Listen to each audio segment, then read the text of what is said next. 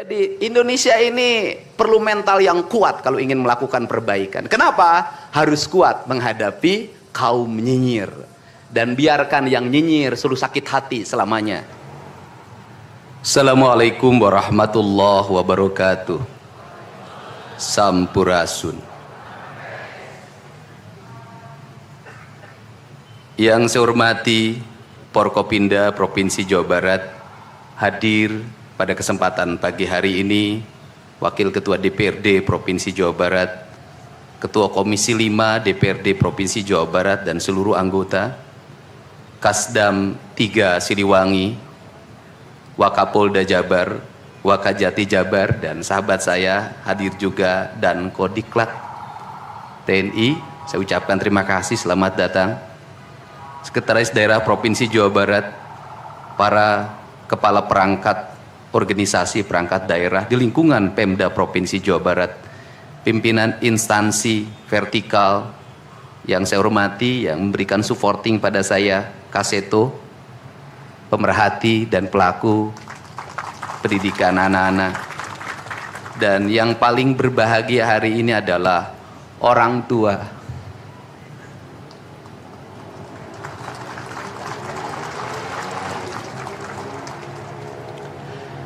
Dari 273 anak-anak Jawa Barat yang terjaring di seluruh provinsi Jawa Barat dengan berbagai latar belakang, dengan berbagai kondisi, dengan berbagai keadaan, hari ini sudah tumbuh menjadi anak-anak yang sehat, memiliki visi dan memiliki harapan. Bahkan menurut saya jauh lebih baik dibanding yang tidak mengikuti pendidikan di Dodik, Lembang, Rindam 3 Siliwangi. Saya ucapkan terima kasih buat komandan, wakil komandan, dan para pelatihnya. Yang pertama, hari ini kita bersama-sama memperingati upacara kebangkitan nasional. Saat masyarakat Indonesia, masyarakat Nusantara disadarkan dari ketertutupan telinganya, dari ketertutupan matanya, dari ketertutupan hatinya, dari kebutaan matanya, dari ketulian telinganya, dari kebisuan lidahnya, dan dari ketutupan hatinya, di mana saat itu kita masuk pada sebuah fase kita ternina bobokkan oleh imperialisme kolonialisme yang menghamparkan lapangan pekerjaan, yang menghamparkan perkebunan, yang menghamparkan areal persawahan, yang menghamparkan areal-areal irigasi, yang menghamparkan areal bendungan. Tetapi mereka mengisi gedung sate ini, mereka mengisi gedung-gedung indah dan mewah di seluruh Nusantara. Tetapi gedung-gedung itu hanya memiliki hak mereka untuk melakukan pengelolaan keuangan, untuk melakukan pengelolaan kekuasaan, di mana seluruh hasil kekayaannya dinikmati oleh mereka dan dikirimkan ke negerinya, dan kemudian rakyat Indonesia hanya menjadi kuli dengan gaji yang terbatas, dan beberapa orang Indonesia yang tunduk menjadi kaki tangannya, menikmati sebagian kekuasaannya, bahkan menikmati uang-uang yang seharusnya dibayarkan kepada para pekerja Indonesia yang lapar, yang hitam kelam terbakar, yang disebutnya sebagai rodi. Mereka mengambil hak-hak mereka dan dinikmati oleh mereka yang hari itu berkongsi dengan kolonialisme. Maka kesadaran itu tumbuh, lahirlah gerakan Budi Utomo, lahirlah gerakan Sumpah Pemuda, dan seluruh gerakan itu dimulai dengan sebuah kesadaran dan hilangnya rasa takut pada dirinya bahwa kita adalah pemilik hak dari negeri ini. Hari ini kita disadarkan pada sebuah peristiwa di mana kita sering buta mata kita, kita sering tuli telinga kita, dan kita sering gagu lidah kita. Ketika anak-anak kita berteriak di jalanan, mengusung sangkur, membawa celurit saling berkejaran, darah menetes di setiap sudut kota, motor-motor dibakar, orang menjerit penuh rasa ketakutan. Kita hanya bisa diam. Ketika di sudut-sudut kota anak-anak kita menenggak ciu, ketika sudut-sudut kota anak-anak kita makan eksimer, ketika di sudut-sudut kota anak-anak kita makan minuman oplosan, mereka jatuh tersungkur, matanya merah penuh dengan rasa emosi, pulang ngamuk ke orang tuanya, kita hanya bisa diam. Ketika anak-anak kita menghabiskan waktu main game online sampai jam 4 pagi, tidak masuk sekolah, di rumah ngamuk, mengancam orang tuanya dengan pisau, menusuk kakeknya dengan sangkur, kita hanya bisa diam. Proses kita hanya dua, pidana dan penjarakan dalam penjara anak. Tetapi kita tidak pernah menyadari bahwa seluruh lorong-lorong kegelisahan mereka, seluruh hiruk pikuk jalanan tak membuat mereka nyaman. Sudut-sudut rumah menjadi neraka bagi kehidupan mereka. Lapang-lapang bola tergusur menjadi industri perumahan, pemukiman, dan pertokoan. Mereka kehilangan tempat bermain. Mereka kehilangan air yang jernih di sungai sehingga bisa mereka berenang. Mereka kehilangan gunung-gunung yang indah tempat mereka bercengkrama dengan alam. Mereka kehilangan sawah yang terhampar. Yang mereka lihat adalah kebisingan dan kebisingan. Bising di jalanan karena knalpotnya brong. Bising di rumah karena orang tuanya bertengkar. Maka mereka lari dalam lorong-lorong gelap. Digenggamnya handphone, diambilnya obat-obat terlarang, ditengaknya minuman dalam sebuah kelompok yang sama. Kita orang-orang yang terpinggirkan di rumah, kita orang-orang yang terpinggirkan di sekolah, guru-guru telunjuknya menunjuk pada wajahnya, tapi tak bisa memberikan solusi kegelisahan jiwanya. Semua orang hanya memberikan pengamatan, analisis, kajian. Itulah metodologi yang dikembangkan bangsa ini. Tetapi tidak ada yang berani mengambil solusi, mengangkat mereka di sudut jalanan, dimasukkan ke barak, dididik secara militer, diarahkan menjadi anak-anak yang berguna. Kedisiplinan militer adalah harga mati bagi kemajuan bangsa, bukan musuh. Pandangan-pandangan buruk terhadap militer adalah pandangan-pandangan orang yang takut anak-anak Indonesia bangkit, yang takut anak-anak Indonesia mencapai kemajuan. Mereka takut bangsa ini menjadi bangsa kokoh dan tegap. Mereka ingin bangsa Indonesia menjadi bangsa pemabuk yang setiap hari mabuk akan ilmu pengetahuan, yang setiap hari bertengkar di TV, yang setiap hari bertengkar di medsos, sementara hamparan kekayaan alam diambil sama mereka. Janganlah kita menjadi antek dari bangsa lain, memporak-porandakan diri sendiri dan bangsanya dengan alasan pengetahuan, dengan alasan hak asasi manusia. Anak membawa motor di bawah umur adalah pelanggaran hak anak. Kapan kita bertindak? Dan selama ini kita membiarkan anak-anak nonton film tanpa didampingi oleh orang tua. Itu adalah pelanggaran anak, dan kita tidak pernah bertindak. Anak-anak di bawah umur merokok, minum minuman keras, itu adalah pelanggaran hak anak. Semuanya kita berdiam. Anak-anak main game online, nonton tayangan-tayangan dewasa lewat media sosial, kita berdiam. Negeri ini akan hancur manakala semua orang berdiam. Maka orang yang memegang kekuasaan harus menggunakan tangannya untuk merubah seluruh kemunkaran ini menjadi sebuah kebajikan. Kalau kita berkomitmen pada bangsa ini, problem anak-anak kita adalah mengkonsumsi tayangan yang bukan haknya di media sosial. Maka saya meminta peraturan pemerintah yang mengatur tentang itu segera dilaksanakan. Anak-anak di bawah umur tidak boleh mengakses media sosial yang bukan haknya. Seberapa besar pun gagasan yang saya gagas, seberapa kuat pun kekuatan yang saya bangun, saya tidak akan bisa melawan jutaan akun yang merasuki otak kiri dan otak kanan anak-anak kita. Untuk itu, pada saat ini sudah saatnya kita tidak saling menyalahkan. Untuk itu saat ini tidak ada salahnya kita mengambil tindakan berdasarkan perilaku kita masing-masing. Perilaku ekonomi menyebabkan anak-anak kita kehilangan ibunya karena pergi ke luar negeri. Perilaku ekonomi mengakibatkan anak-anak kita tidak pernah bertemu dengan ibu dan bapaknya karena mereka mencari rejeki. Mereka ada di pojok-pojok rumah bersama kakeknya. Kakeknya melarangnya dia main game online, melarangnya pakai motor jam 11 siang, maka pisau dapur terhunus dan ditusuk seseorang kakek oleh cucu yang disayanginya. Kerangka pijak seperti ini harus dibangkitkan oleh kita. Semangat militer, bukan militerisasi. Kalau anak-anak dibangunkan jam 4 subuh, di mana letak salahnya dan di mana letak pelanggarannya? Kalau anak-anak dibangunkan kemudian disuruh membereskan tempat tidur, apa salahnya dan apa pelanggaran hak anaknya? Kalau anak-anak disuruh sholat subuh, apa pelanggaran haknya?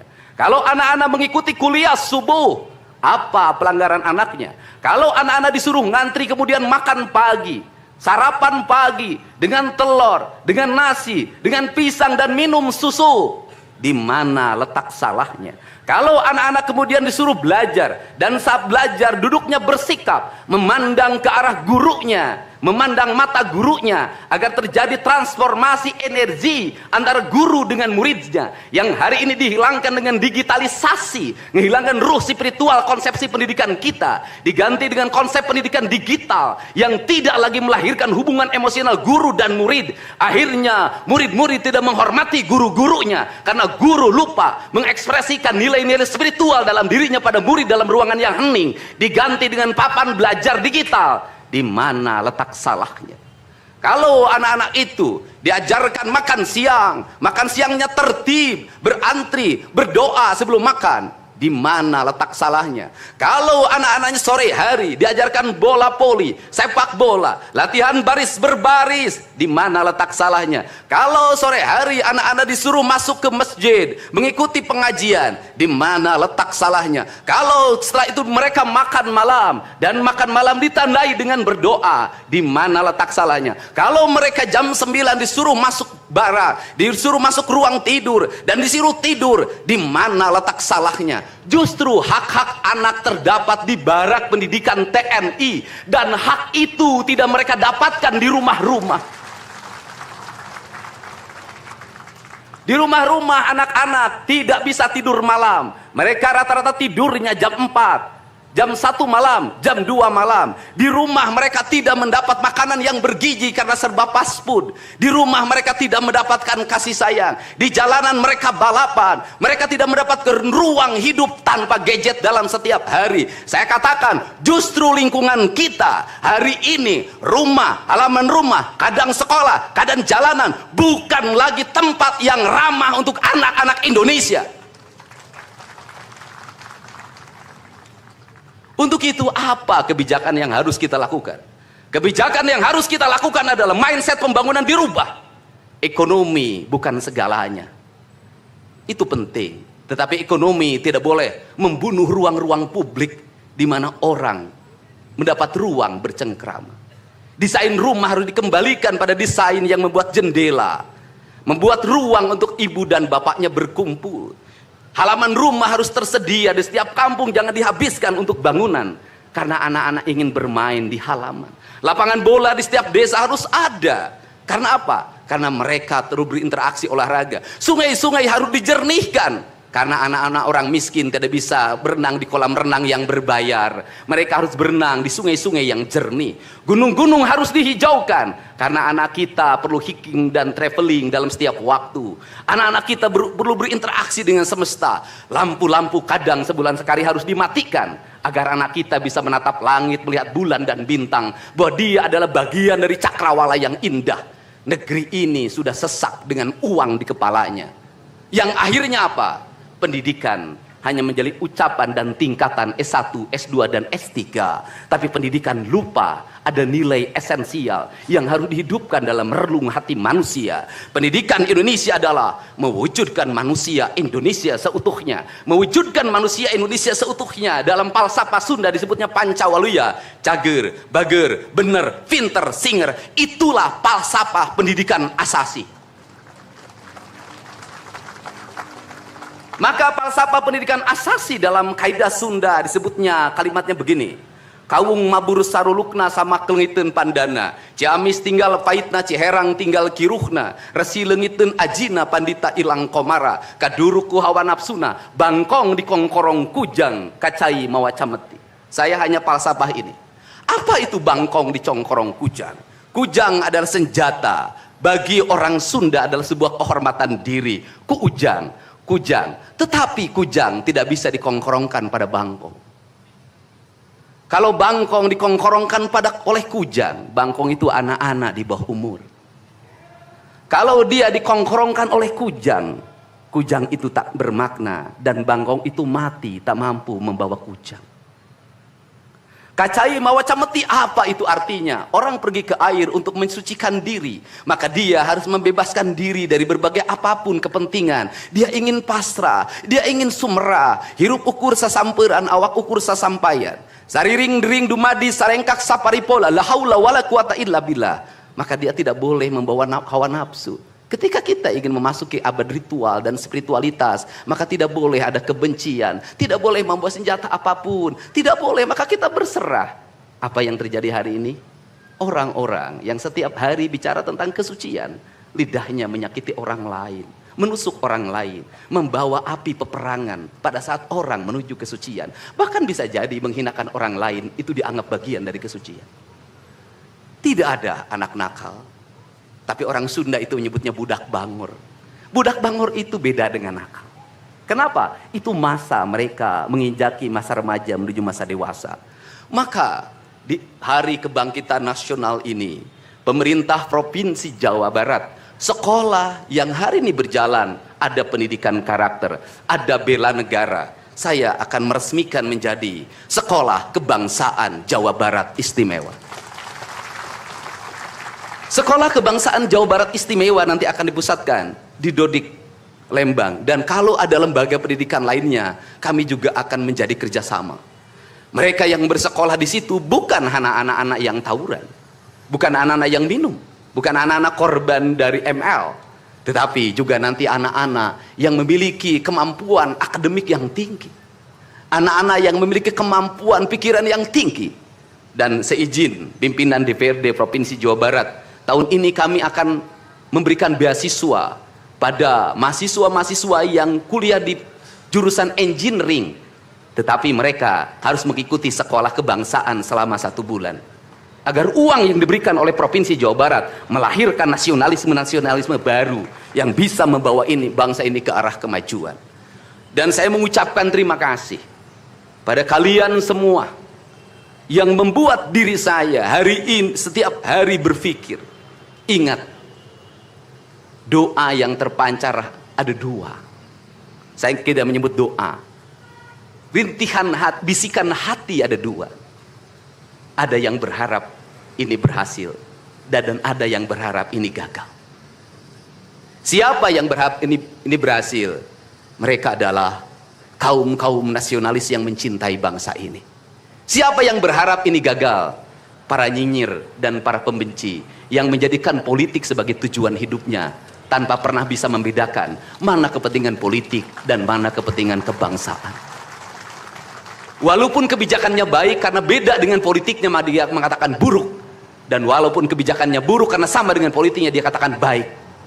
Ini orang yang tidak punya spirit nasionalisme. Dia hidup mempertuhan politik dalam setiap waktu. Saya katakan, dia hidup mempertuhan politik dalam setiap waktu.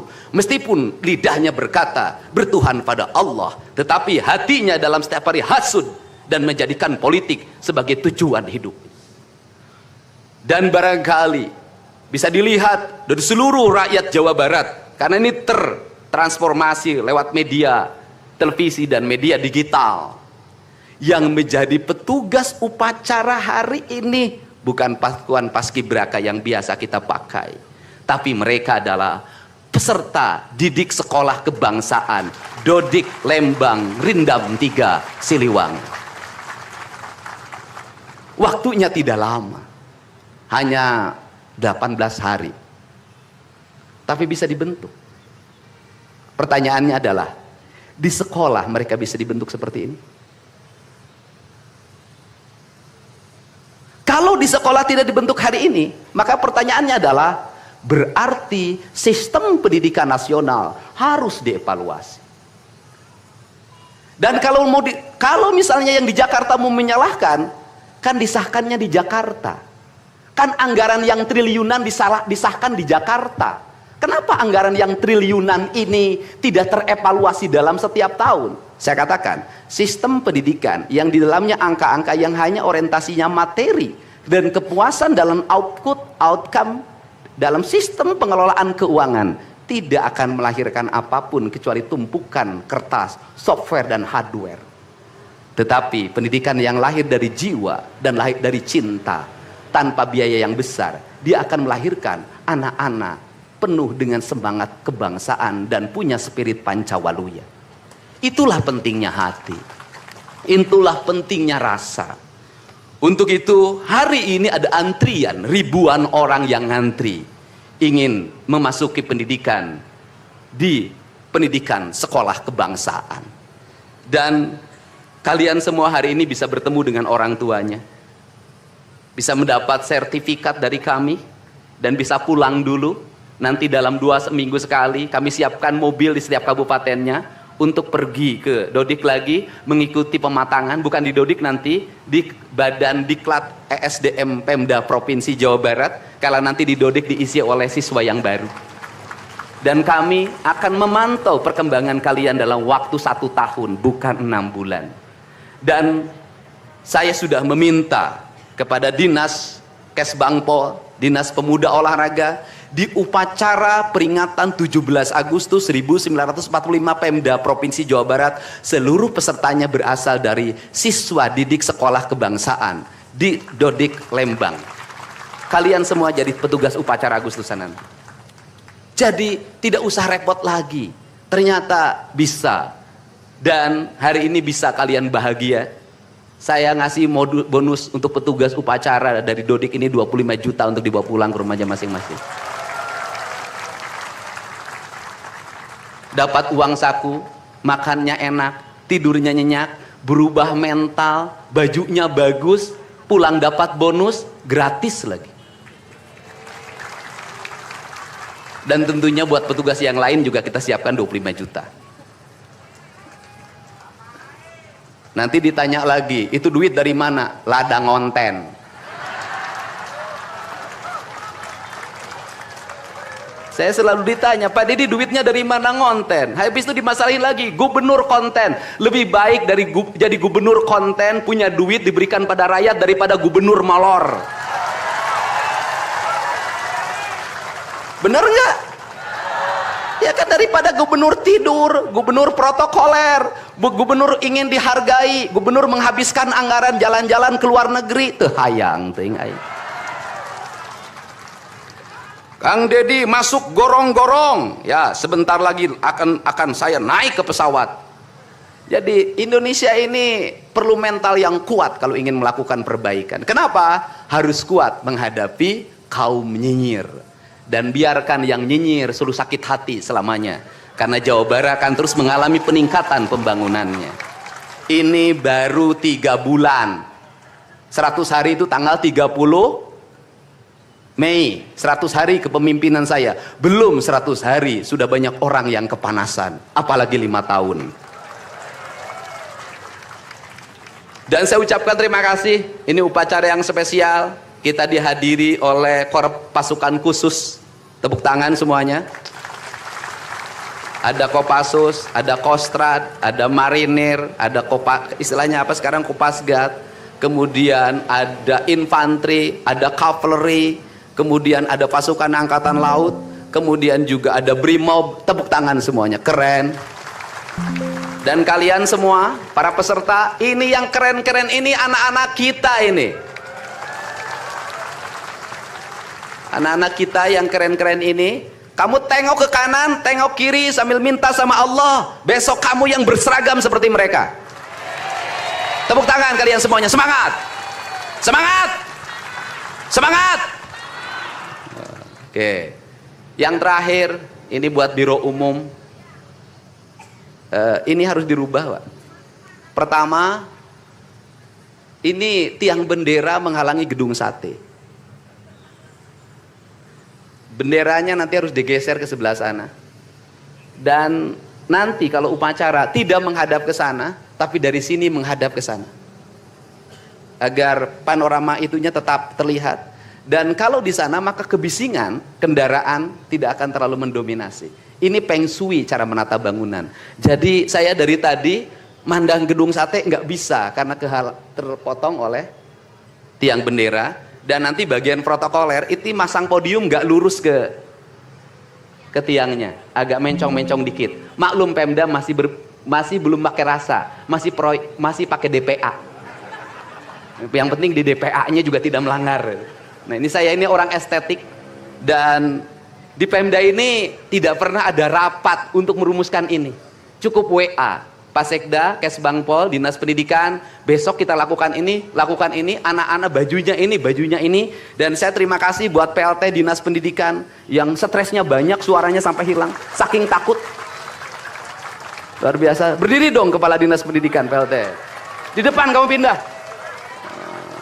Suaranya hilang. Pernah saya marahin malam-malam, kamu belum tahu cara kerja saya. Karena sekarang sudah tahu ternyata Sang Kuryang tuh hidup di sini. Ya, Pak. Silakan duduk depan, Pak. Di depan, Pak, duduk. Saya ucapkan terima kasih juga kepada Pak Sekda yang selalu ingin menjalankan tugas saya dengan baik. Kalau belum meluntur-luntur dikit wajar, karena dia memang penakut sama istrinya jadi kurang lentur. Kalau saya kan sudah sangat lentur hidupnya. Saya ucapkan terima kasih juga pada Kesbangpol, ini yang supporting sangat baik. Ini mantan, pindah Pak ke depan, Pak. Ini jajaran protokoler, dan saya ucapkan terima kasih pada Pangdam 3 Siliwangi yang support full. Terima kasih. Kemudian Pangkostrat yang di Purwakarta juga melaksanakan dan berbagai divisi.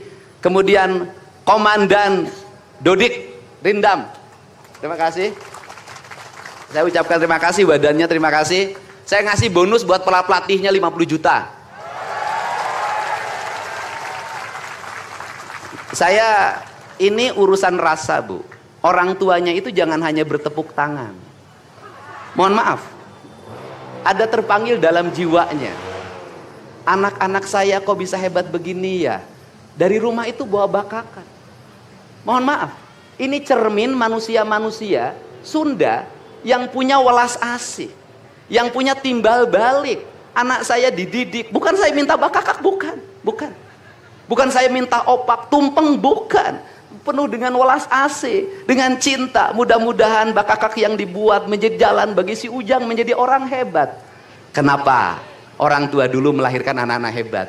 Karena cinta rasa, bukan gratifikasi. Dia kenaikan kelas tidak bawa uang, dia bawa tumpeng buat gurunya, dia bawa bakakak buat gurunya, karena gurunya telah mendidik anak-anaknya dengan baik. Itu cinta, itu rasa, bukan gratifikasi. Kami berbuat baik pada orang tuanya, tapi orang tuanya juga harus punya rasa dan punya cinta demi anak-anaknya. Saya pengalaman ibu saya dulu selalu berpuasa ketika saya punya hajat, punya lagi ujian, lagi kenaikan kelas, menghadapi kesulitan, ibu saya dan bapak saya pasti berpuasa buat saya. Saya minta ibu dan bapak, coba rajinlah berpuasa bagi anak-anaknya. Bisa jadi, mohon maaf, bisa jadi anak-anaknya seperti ini, rasa orang tuanya yang harus diperbaiki. Bukan kesalahan anaknya, tetapi rasa dan cinta orang tuanya juga harus dibenahi. Hidup itu alam, Pak, interaksi.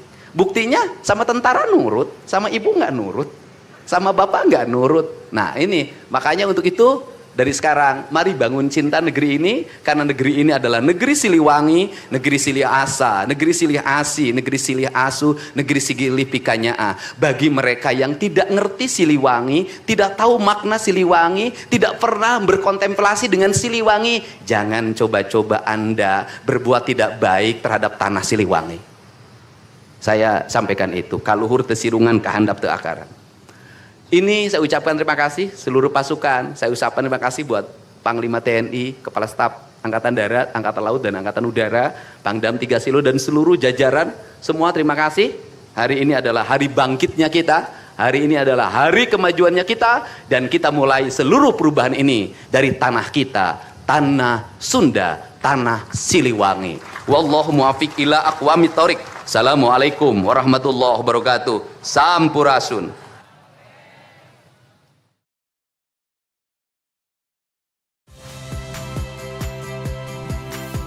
Saya Radi Saputro. Saksikan program-program Kompas TV melalui siaran digital, pay TV, dan media streaming lainnya. Kompas TV, independen, terpercaya.